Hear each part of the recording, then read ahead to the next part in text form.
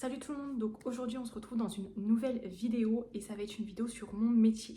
Donc aujourd'hui je vais vous parler de mon métier, donc ça va être comment devenir ASV. Donc déjà premièrement, que veut dire ASV? Donc ASV veut simplement dire auxiliaire spécialisé vétérinaire. Qu'est-ce qu'une ASV? Une ASV c'est un peu une infirmière pour les animaux, mais attention, niveau réglementation, une infirmière a le droit de faire beaucoup plus de choses qu'une ASV. Par exemple, une infirmière peut poser des cathéters, peut faire des prises de sang, alors qu'une ASV n'a pas le droit de faire ça, il n'y a que le vétérinaire. Donc c'est une infirmière, mais quand même qui a le droit de faire moins de choses qu'une infirmière en humaine. Justement, on va parler de ce que l'ASV fait. Donc l'ASV a différents postes. Soit elle peut accueillir la clientèle, elle peut également faire des soins aux animaux hospitalisés, et elle peut également aider le vétérinaire, donc en chirurgie, mais également si le vétérinaire a besoin d'une contention pour une prise de sang, elle peut aller en radio avec lui, faire une contention pour une échographie, etc., etc. Le rôle de l'ASV est vraiment d'aider au maximum le vétérinaire.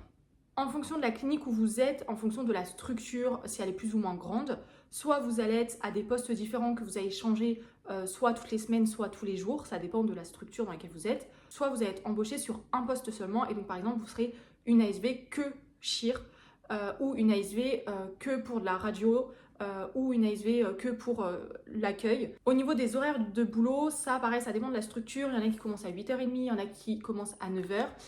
Il y en a qui finissent plus ou moins tôt, donc le plus tard c'est 19h. Enfin, en tout cas, moi, ma clinique commence à 9h, ferme à 19h. Entre midi, on a soit 1h, soit 2 heures de pause. On travaille le samedi, donc nous, on fait pareil 9h, 19h le samedi, mais il y en a qui font 9h, 13h. Il y en a qui ne travaillent pas le samedi. Ça dépend franchement en fonction de la clinique, de la structure dans laquelle vous êtes.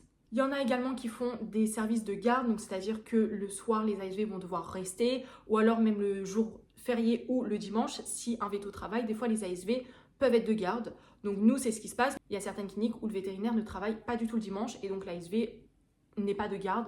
En fonction des structures aussi, vous allez avoir différents types d'animaux. Donc il y a des structures qui font que chien et chat. Il y a des structures qui font chien-chat et NAC, il y en a qui font que de la rurale, il y en a qui font chien-chat rural. Donc ça dépend, ce que vous pouvez retrouver, donc c'est soit chien, vous pouvez chat, il y a de la rurale, donc la rurale c'est équine, voire vache, mouton, etc. Vous pouvez avoir donc les NAC, donc c'est les nouveaux animaux de compagnie, donc qui se développent de plus en plus. Dans certaines cliniques, vous pouvez avoir que 2-3 types d'animaux et dans certaines, vous pouvez avoir tous les différentes espèces d'animaux. Ça dépend vraiment de la grandeur de la structure.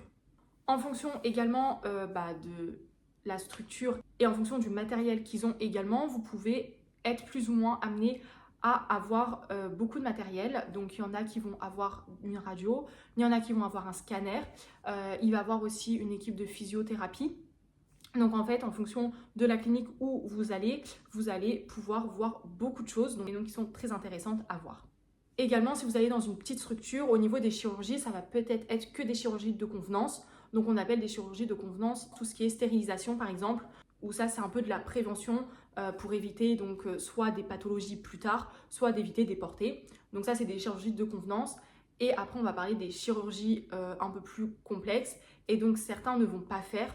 Par exemple, il y a des chirurgies osseuses où certains vétérinaires vont faire, mais il y en a très peu en France qui vont faire de la chirurgie osseuse.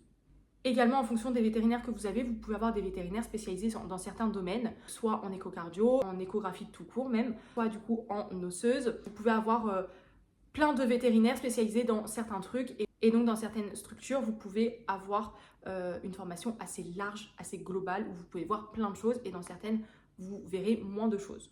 En parlant des formations, du coup, quelle formation on peut faire pour devenir ASV? Il y a 3 types de formations.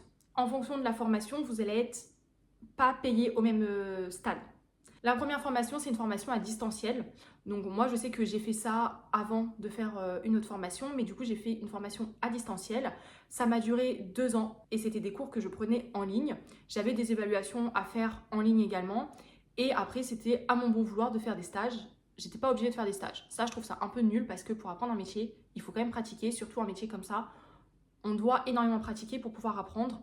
Même dans n'importe quelle formation que vous allez faire, la pratique est importante et primordiale, je trouve. Moi, ma formation durait entre 1 an et 2 ans, ça dépendait combien de fois par jour je devais travailler. Donc moi, j'avais pris vraiment pour qu'elle dure 1 an. Ensuite, les formations à distance sont payantes. Donc il faut se renseigner sur le montant de la formation. Et la formation n'est pas reconnue par l'État. En tant qu'ASV, il y a 5 échelons. Et donc vous allez être au milieu, payé échelon 3. Donc vous allez être moins payé qu'un échelon 4 ou 5. Je ne pourrais pas vous dire les tarifs horaires, etc. Je ne me suis pas renseignée là-dessus. Mais vous pouvez retrouver tout ça sur Internet si ça vous intéresse. La deuxième formation est la formation Subveto. C'est une formation, cette fois-ci, pas à distanciel, mais en présentiel, avec des cours. Il va y avoir des évaluations qu'il faudra rendre, je crois que c'est tout au long de l'année, il y a des évaluations. Et il y aura des stages à faire en clinique vétérinaire durant la formation. Cette formation est payante également et n'est pas reconnue par l'État. Cependant, elle est quand même échelon 4, donc elle est mieux payée qu'un échelon 3. Après, on peut être échelon 3 et avoir quand même son échelon 4. Pour cela, il faut passer une VAE. C'est une validation des acquis et qui va permettre donc de passer échelon 4. C'est ce que ma collègue a fait. Et donc, elle est quand même un peu mieux payée que échelon 3. Par contre, si vous êtes échelon 4 et que vous voulez passer échelon 5, ça, c'est pas possible. Pour être échelon 5, il faut faire la formation que je vais vous dire tout de suite. C'est la 3e formation. Et donc, c'est la formation GIPSA, AppForm, comme vous souhaitez. Donc ça, c'est la seule formation reconnue par l'État et donc c'est la seule qui permet d'avoir l'échelon 5 et donc d'être payé le plus haut possible. La formation AppForm est une formation non payante, c'est une formation en alternance. Donc en fait, il faut que vous trouviez un patron et donc vous allez avoir 2 jours de cours et le reste de la semaine, vous allez être à l'entreprise. Et pendant les vacances, pareil, vous serez toute la semaine à l'entreprise, à part du coup si vous prenez des vacances. Et juin, juillet, août, la plupart du temps, vous avez presque 3 mois. Soit vous allez avoir juin, juillet, août, soit juillet, août, septembre, où vous allez avoir presque 3 mois, vous allez être en entreprise tout le long parce que c'est les vacances scolaires.